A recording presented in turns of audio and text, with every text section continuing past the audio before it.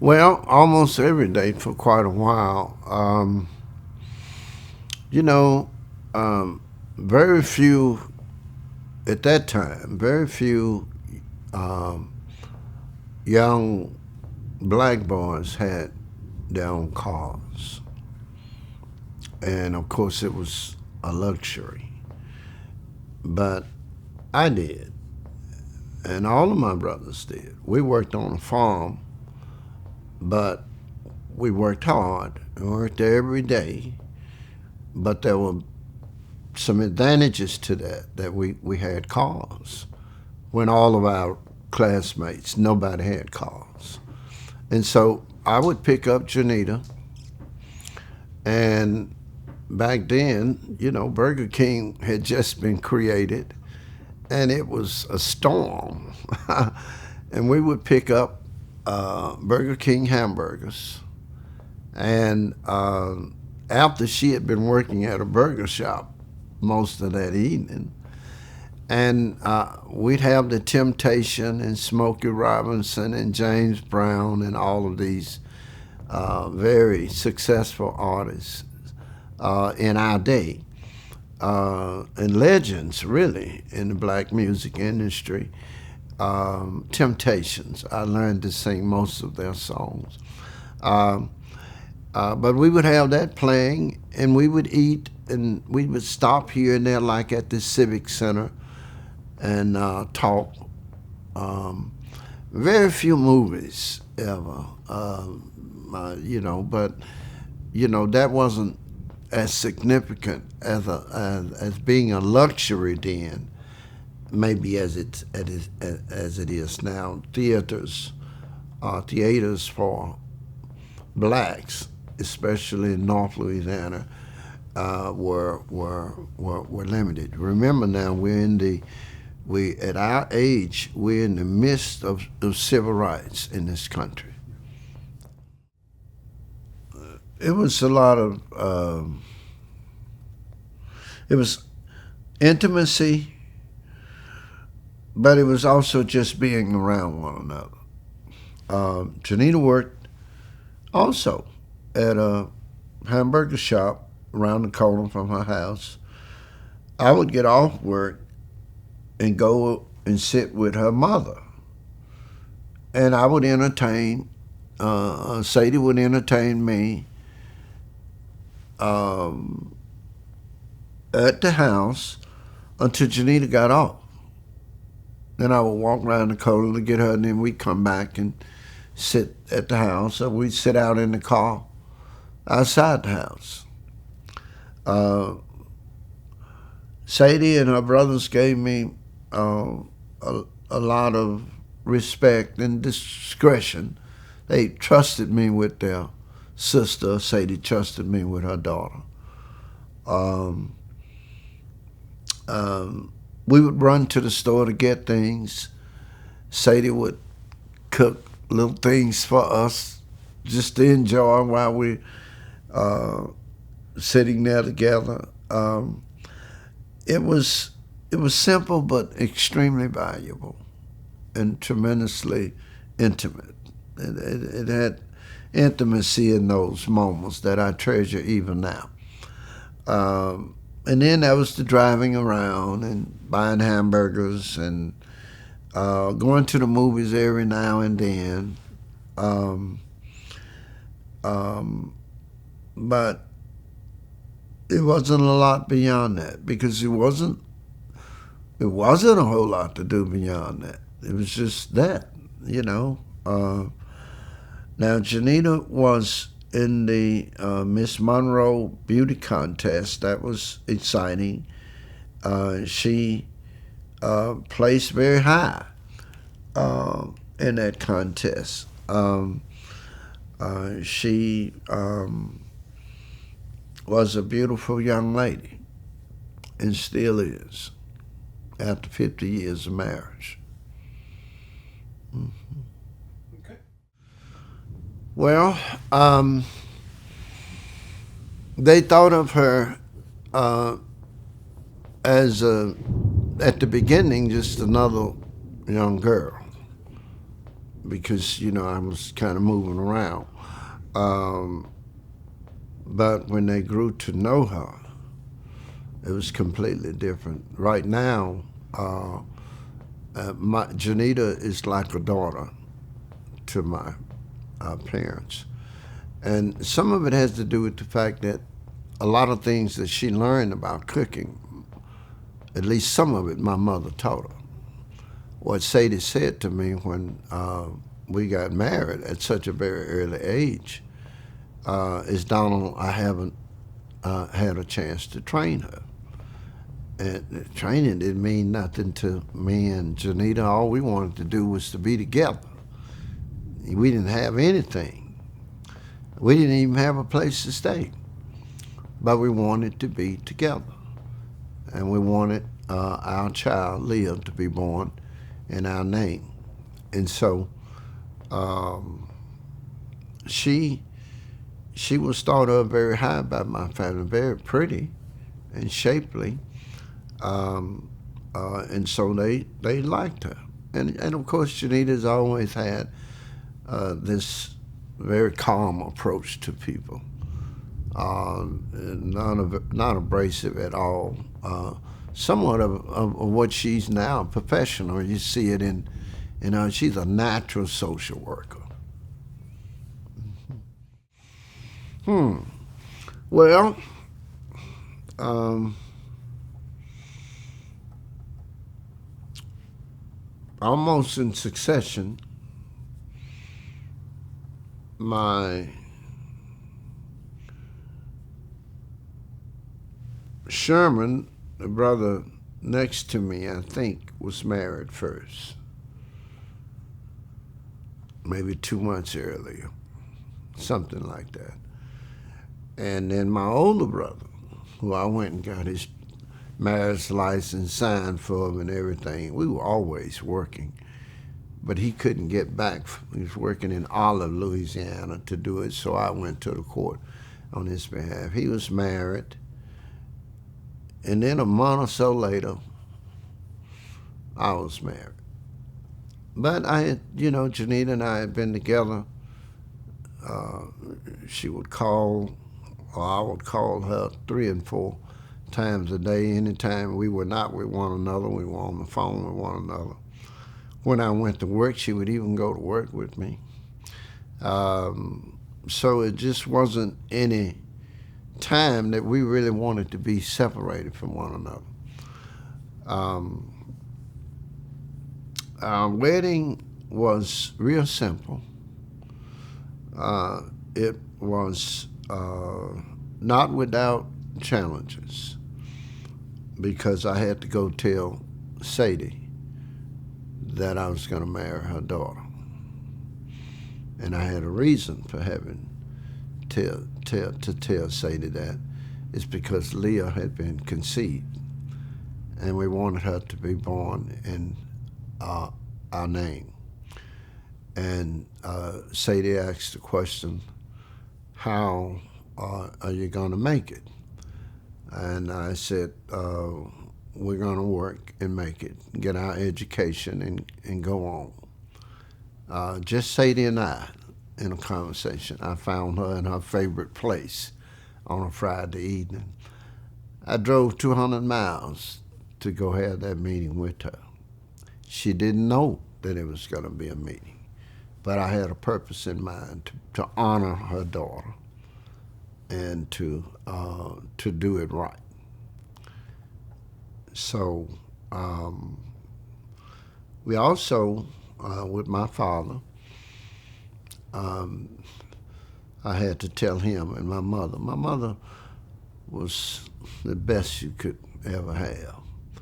You tell her what has happened or whatever, and if she's going to say anything, it's going to be something to help you go on and to accomplish that. And she's not going to give you, even if she's dissatisfied with it, she's not going to let that show a lot. That's the way she was. She was always, how do I strengthen you to get through what you're telling me? My father, however, we were on the way to work, And at that time, I was working 12 hours at Delta Converting, and then I was working another 4 hours in the evening at Olin Matheson. He worked all day, 8 hours. And so in the evening, he and I would leave to go to work because I was, raising money to go back to school, of course. And he said, I told him that Janita and I was going to get married and that Janita was pregnant. And he was concerned about my being able to continue to be successful in school. I'd had a real good first year.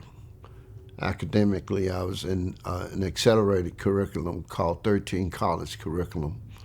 Theodore Morgan was the leader, a head professor, and he was overwhelmed with the academic part of how good my grades were. And he was concerned about that, of course, as any parent would be. And so I told him these words. I said, Daddy, if you didn't want me to be a father for my children, you shouldn't have raised me to be the man I am. I was 18 years old.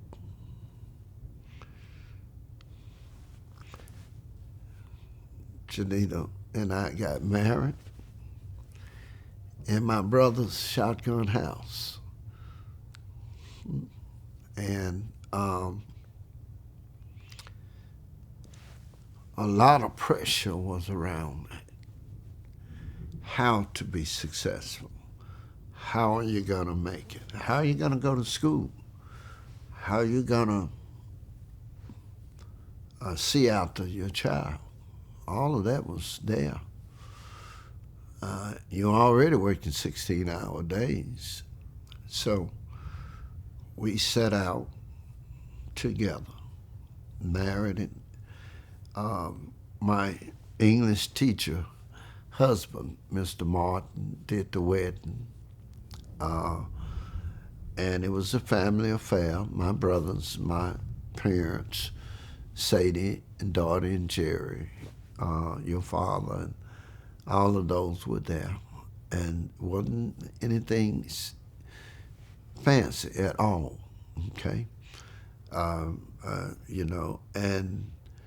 we had a honeymoon at a cousin's house. That's all we had. And they cooked lamb for us the next morning. A humble beginning, but we were together. That's a good one. I like that. All right. Let's see. The truth once again. Oh, all of them are true. Yeah. The truth, the whole truth, and nothing but the truth. Divine wisdom.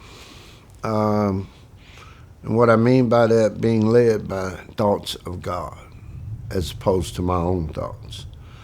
There were roads and decisions that I made that would have made a better life for myself, for example. Had I been more concentrated and disciplined as it relates to divine wisdom, I would have gone on through the graduate program at LSU. But I wasn't, because I was too worldly. Okay. But in it all, I would also say that one thing that we did do, Janita and I both, and is that we always kept our family in the church. Now, being in the church and being led by the doctrine of the church in our lives are two different things. Therefore, there were some weaknesses in my being led at an early age with all these different forces. The foundation of my mother and father was laid right and it was laid there firm and sound. It was solid. That was the value system that I used to say that I have to marry uh, this young lady because she's an honorable young lady, and I have to respect her honor. Okay, while at the same time, there was also being married at such an early age that wisdom doesn't come so young. Okay, and therefore there were decisions that I made uh, early on in our marriages. They were not they were not decisions that would destroy anything. It would just prevent us from accomplishing more. And we learned that, at least I learned that down the road, and have been able to correct those inadequacies as it relates to decision and be more centered in life. And of course, the gospel and being a minister of the gospel and accepting my calling has a lot to do with that, of separating you from the world. So, to kind of sum it all up, the one thing that had I done earlier to separate myself from the world, that is what I would say to any young person coming along marrying earlier now. Know who you are, know whose you are, and allow those principles, those doctrines to shape the context, the environmental aspects of your marriage and of your family. That's what I think makes for a much more fuller life when you get to 50 years of age, and more peaceful when you get to 50 years of age. 50 years of marriage, excuse me. Yes. Mm-hmm. Well, it's different. It's a different question. What I have learned over the last 50 years is that there's a difference between infatuation and true love as we know it today. The infatuation is going to wear off. And if you don't have this true love, then you're going to find it difficult to manage when the storm comes. Notice I said when, I didn't say if. You're going to find it very difficult. And they are not storms that that anyone else create. They are storms between the struggle to be one when there are two people involved, and that's and the ability to recognize the necessity to be willing to bend and to consider their views of others. I didn't have that from the onset. I have it now. Okay. And I have it now because of who she is. She's the mother of my 5 children, and she's the life giver of this family. She is the life giver. All of this that exists now is because God permitted her to bring it into the world. The only legal way to enter this world is to be born of a woman. So I didn't have the knowledge of who God had created her to be when I married her at 19 years of age. But I have that knowledge now. And so knowledge is crucial. Wisdom was the other one that is crucial. But more than any another one that's very substantial in a married couple's life is understanding. It's understanding, to be able to discern one another, to be able to mentally separate when they say things But when you're able to mentally separate whether that's something that they really mean or it's just being spoken out of whatever feeling that they may be dealing with at the time, and that you don't give weight to it. So understanding is crucial. And over the 50 years, I have much greater of an understanding of Janita now than I did then. I didn't have understanding then, so how in the world was I going to understand her? I think we have to know that it's about growing together. And the Bible says that they two shall be one flesh. You notice flesh, it didn't say spirit. So these bodies, start to yearn and desire the same thing after a while. Right now at 50 years, there are days that I'll have a desire to eat a certain meal, and I never call her. And I walk in the house and that same meal is on the stove. The oneness. And so if I were young, if I had this knowledge, if I had this wisdom and understanding at 19 years of age, my God, what in the world, where would we be at this point? I cannot imagine. But I do know that we have enough of it now to not only be a blessing to one another, but to be a blessing to this family, a blessing to this community, and a blessing to the church. I was brought up in a real basic home. We had a farm. We all worked all the time. And so in this 50 years, I really cannot say that there's been anything that really has surprised me.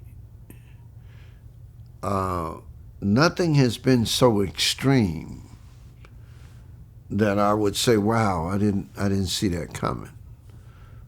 That doesn't exist.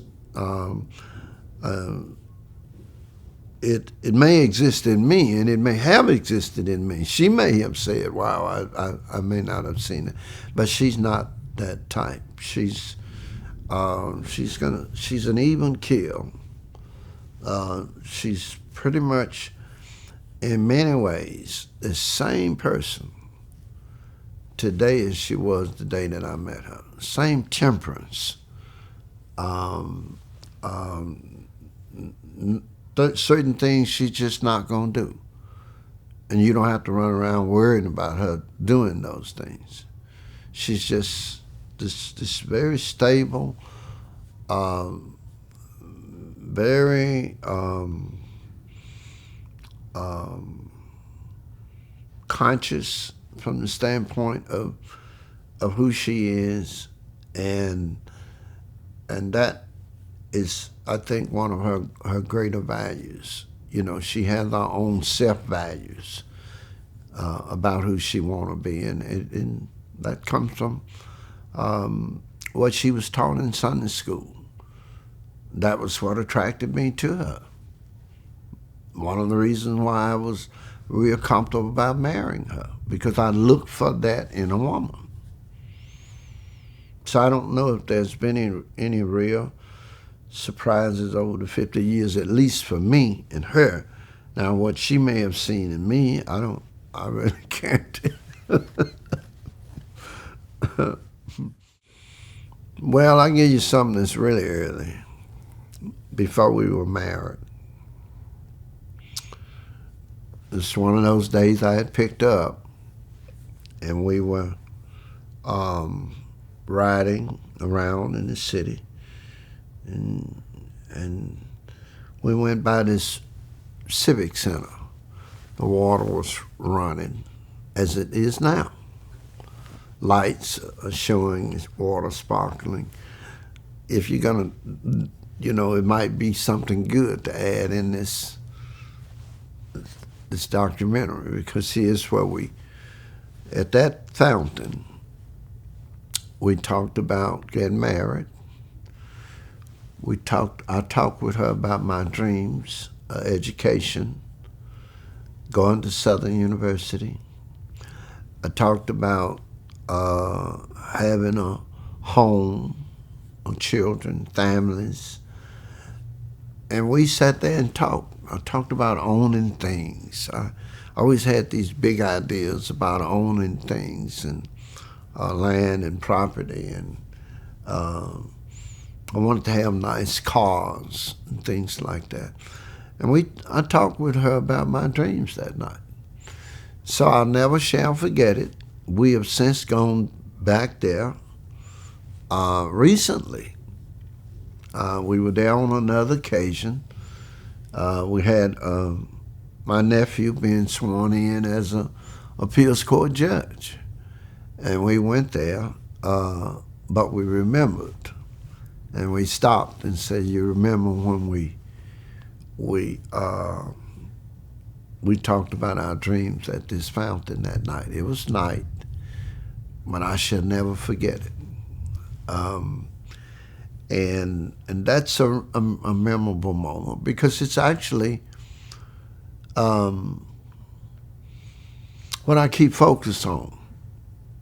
I still think of those things I promised then, and I still continue to try to use that as a focal point of how I should be and what we should be trying to accomplish.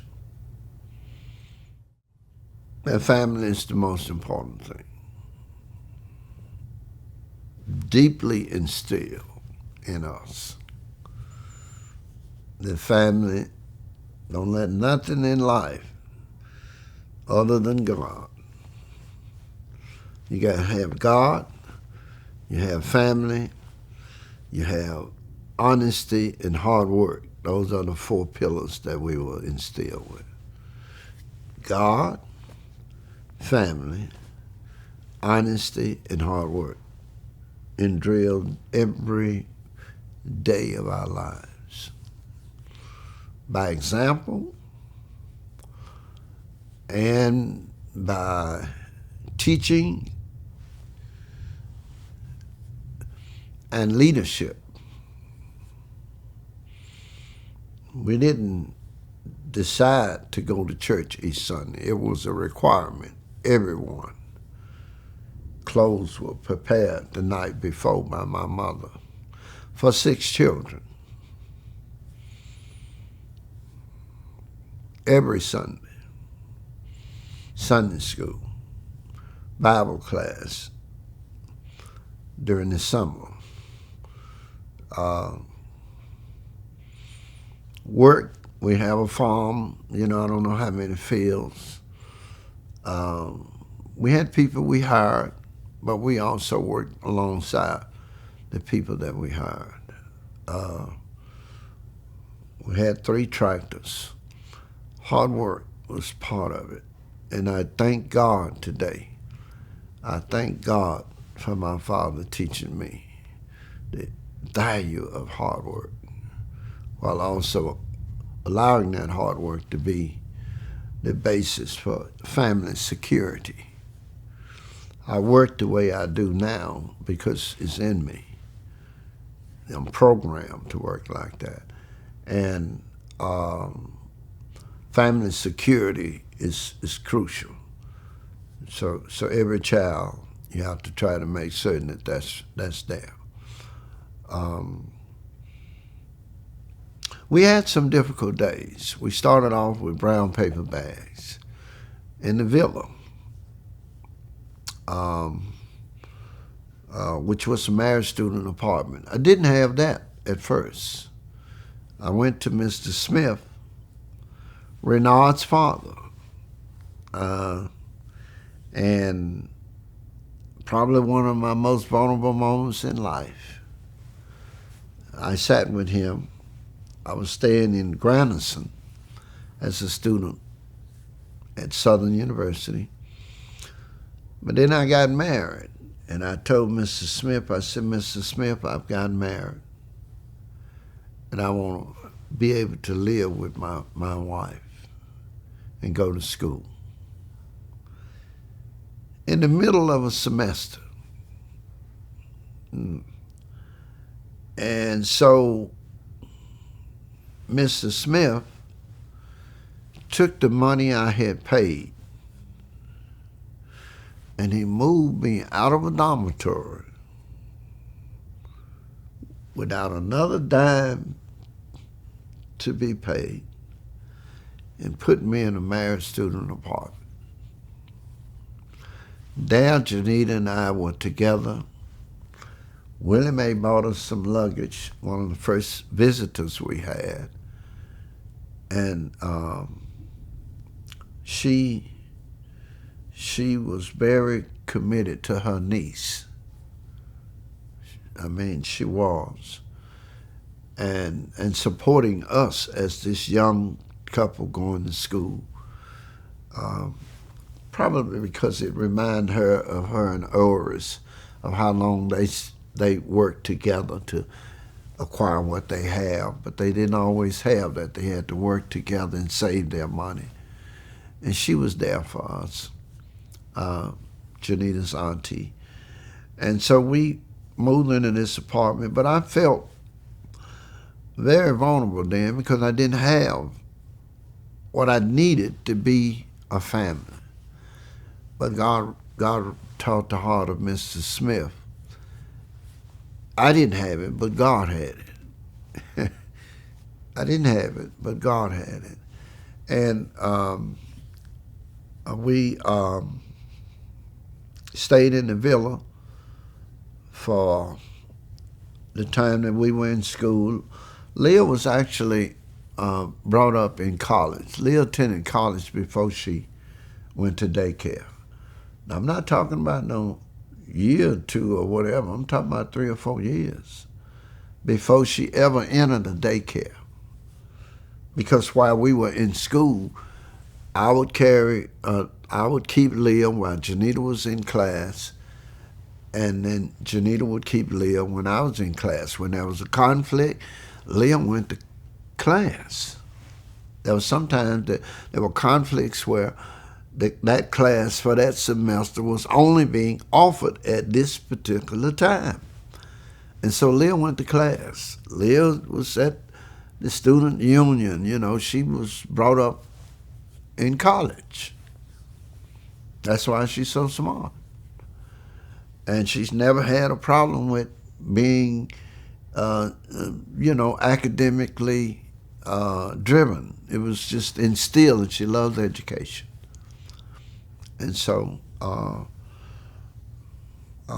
but we managed that, and then we moved from the campus to Crown Street, around the corner from here, a brand new home, but the owner couldn't pay the notes for some reason. I have no idea what it is, but we could.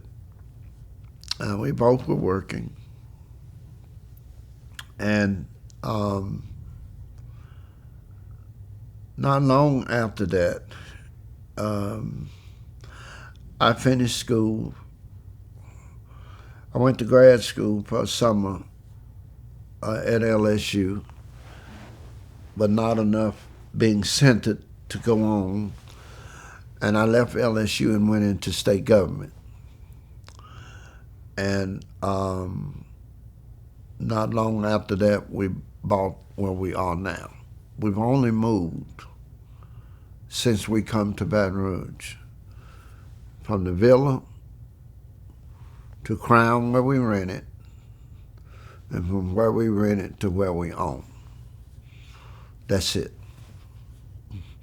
I don't think you move a whole lot with families. I think you find a foundation, make it firm, and you work and build where you at, and that's where you at. You don't have to move.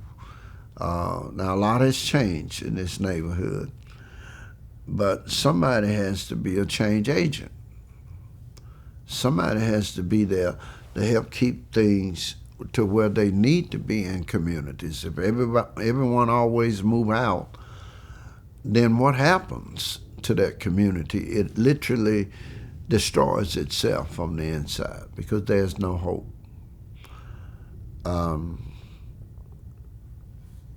So we've had a wonderful. When you look back, although we didn't have a plan, Jehovah did. And the only way you can see that plan is when you look back and it's well laid out, as if someone took the time and actually created a written document with specific goals and timelines. It's amazing when I look back and see it's a well laid out plan of life. And I know that I didn't do it. I know who did it. And I thank him for this day. Protected by Janita?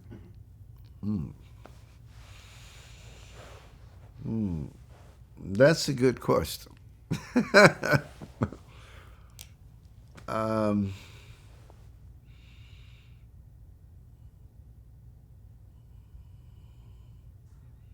She's not a protector. She's not.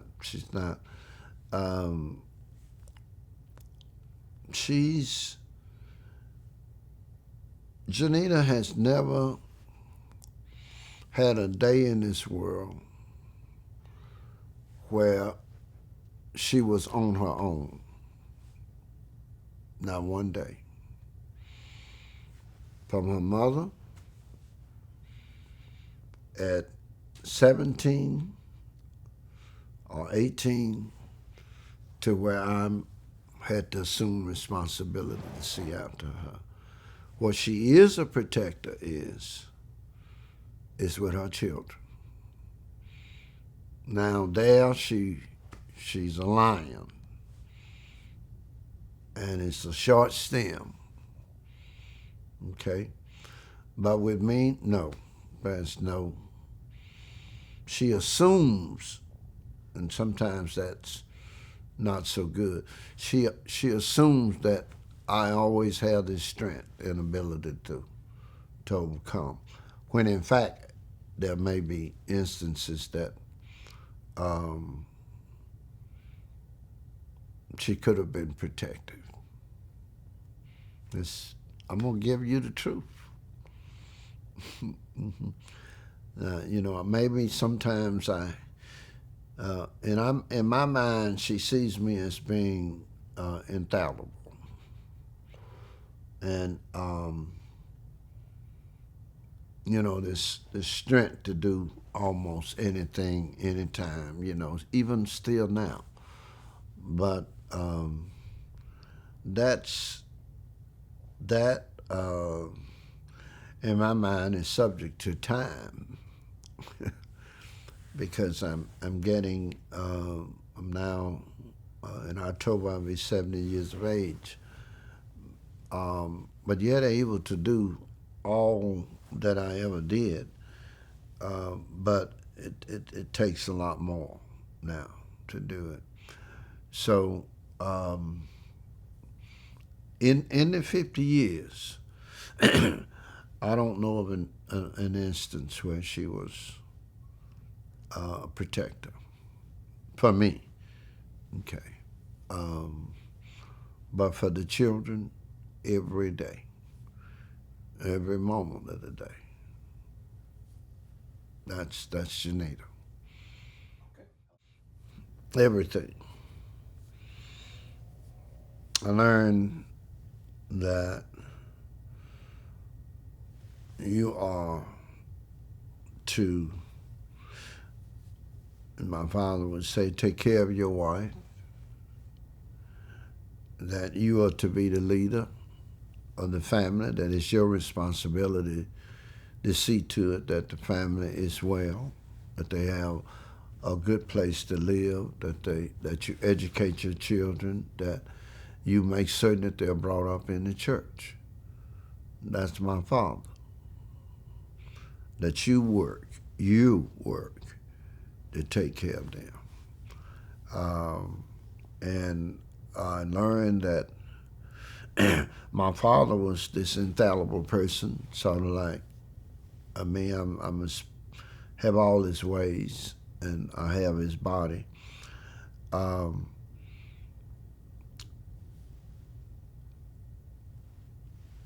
But he had this, my mother always had this ability to influence him so that the next day there was a complete change in whatever it was he had said the night before. And so I've learned that wives have this perspective of children that's different from fathers, and it's innate. It's designed that way by God. Mothers, no matter what the child does, will never see that wrong. It will never exceed the fact that this one simple premise: that's my child, no matter what they have done. That is not because of the mother's reasoning. Janita is that way, but it's innate. It has nothing to do with reason. If it did, it wouldn't. They would see the wrong, but it has nothing to do with reason. It has everything to do with what God designed her to be. And a mother is the closest thing to Christ. It's love that he has for us. It's pure love. And on the other hand, the father is environmentally driven. If you have a child climbing a tree, what that mother says standing at the bottom of that tree and what the father says is two distinct different things. Mama's going to say, from an expressive standpoint, be careful, come down, or you're going to fall.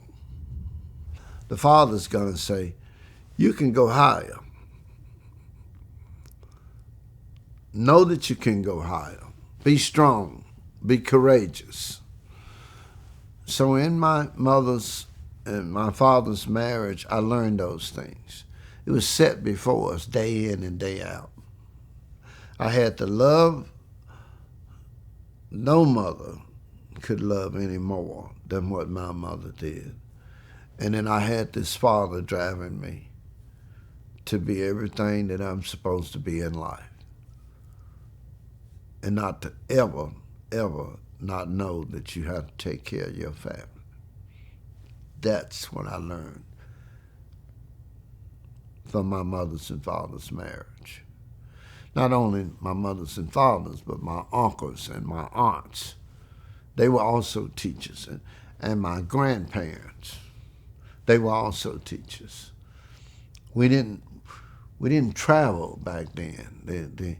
The entertainment was going to my grandparents' house every weekend, where I would meet all of my other cousins who were children of my mother's sisters or brothers. That was it. And church. And then it was school, you follow me? And then working on the fields, and that was my life. There was no, driving around with Janita was everything. That was the only free time I had.